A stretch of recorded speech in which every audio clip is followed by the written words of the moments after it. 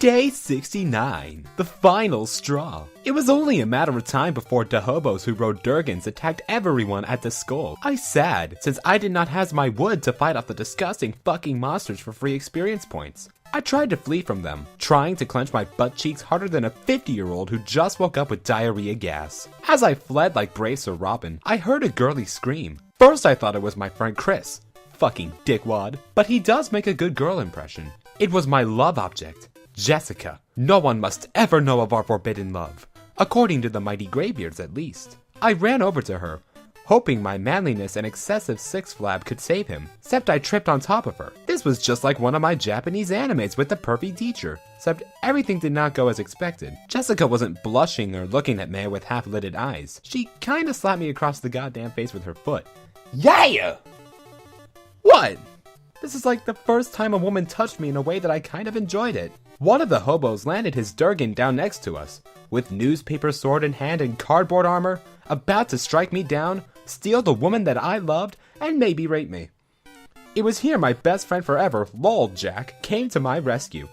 Fucking glorious dreadlocks flowed as he came stumbling through, but as he approached me, he remembered he had recently purchased a ticket on the Lolnup Express to fuck that shit bill, and ran off like a little bitch. It started raining, the skull started to go up in flames around us, and since this is a fucking action as hell movie, the fire doesn't go out because magnets, how do they work? I knew this was the end, but I wasn't about to give up like a Korean kid who just got Zerg rushed. I would fight my way out of here, even if I had to carry my love all the way out from this place to safety.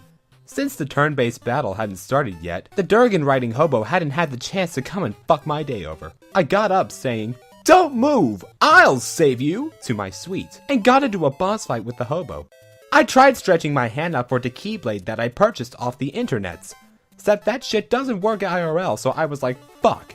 So I charged in with my goddamn flying fist of fury that Rainbow Dash taught me. The hobo took minimal damage from my mimetic blow, and pimp slapped me all the way across the school courtyard, and down 2 flights of stairs. As I flew backwards, I saw the hobo pick Jessica up, and get ready to take off.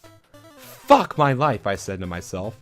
Why doesn't that ever work? Because you're a dipshit. I look to the right side, and I see my friend Greg smoking some weed, as he watches the show of masquerading pandas and unicorn doctors. Oh yeah? What do you suggest I do? Said Michael to the highest fuck Greg. Just do what I do, said the big and fluffy Greg. At this moment, he started to transform into a talking moped. He motioned for me to get on top of him. As I did so, I suddenly heard the ambiguously gay duo theme song. At this point, I ran out of fuck points to use, so I flew into the sky on my Gregoped and got close to the Durgan hobo that had kidnapped my girl. I jumped off the Gregoped onto the hobo's Durgan. I started wrestling with him, but I was quickly overpowered and was pinned to the ground. I pressed X to oh shit as I stared up at the hobo who had an evil ass grin on his face. I knew I was gonna get raped. Thank Luna I had a push pop in my Phuket. I took it out and jammed it into the hobo's eyes. The hobo let out a loud shriek as its eyes were blinded by Candy's sight. He let go of me to cover his eyes. I was able to get up and tackle the hobo off the Durgan. I began to fall with the hobo, 10,000 feet above the skull. Everything was slow motion Matrix as we fell to the ground. I closed my eyes as the music started to play dramatically and slowly. I was caught by something. 'Twas Jessica? She was riding the Durgan like nobody's business.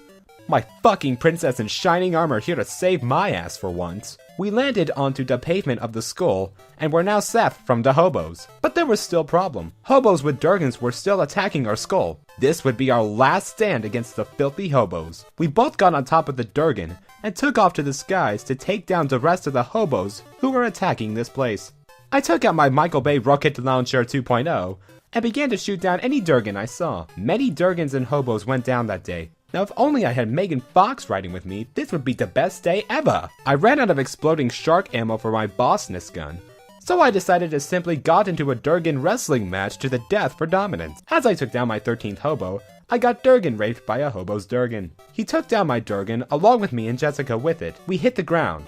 Hard. Everything was going black and I couldn't see Jessica anywhere, cause my vision was crap. "I'll save you," I said to nothing as I pass out, fully believing that I had failed everyone and my skull worked so hard to protect.